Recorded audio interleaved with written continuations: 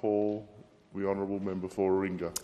Thank you, Mr Deputy Speaker. And I rise in this consideration in detail stage to, in particular, support the amendment moved by the member for Wentworth. It is an important one to recognise that any members appointed by the administrator need to meet a fit and proper character test. I think that is incredibly important in the circumstances of why we are here with this legislation.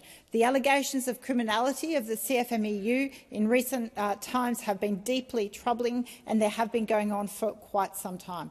The Construction, Forestry, Maritime Employees Union, or CFMEU, is one of the biggest and most influential unions in Australia. But when this union is in the news, it is far too often for the very wrong reasons. Allegations of intimidation tactics, shutting down work at multiple infrastructure projects, bullying, harassment, intimidation, even leading figures within the union being accused from domestic violence. These allegations now as well in relation to organised crime links, these are all particularly troubling. Now as well, the allegations of outlaw motorcycle gang members acting as delegates and being involved in government-funded projects, including the $100 billion Big Build Victorian Infrastructure Plan. These are all incredibly concerning. The alleged criminality is almost certainly ensuring costs escalate in projects, in particular, and that is particularly concerning in this environment of high inflation. So the consequences are very real: a less productive economy, slower construction time, cost blowouts. Since 1982, no fewer than 4 royal commissions have investigated at least some part of the construction sector. So this bill is the start of a process to clean up a union that for far too long has operated effectively without accountability. It means the CFMEU will be forced to accept an administrator.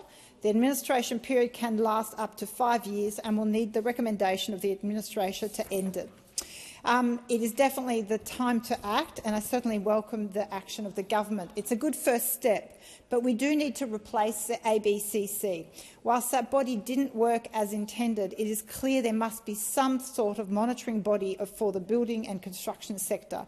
There needs to be some version of an oversight committee, and industry reps are putting forward suggestions.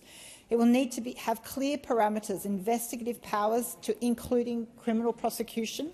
It remains to be seen how effective administration will be, so we must remain vigilant. It remains to be seen if the administration process will be enough to clean the house and clear out all those elements of the CFMEU after a pretty diabolical history.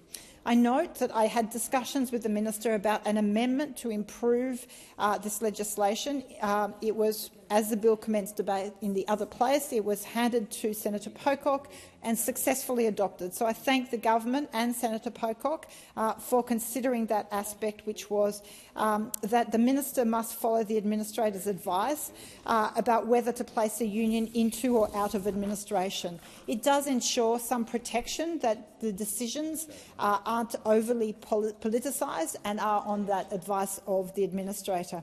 So I support this bill, and I support the amendment moved by the member for Wentworth. I think this is very important. I thank the government for their positive engagement, and I do urge the government to do more, though, especially in considering what oversight body will need to be put in place to ensure the criminality that we've seen in this sector can never happen again.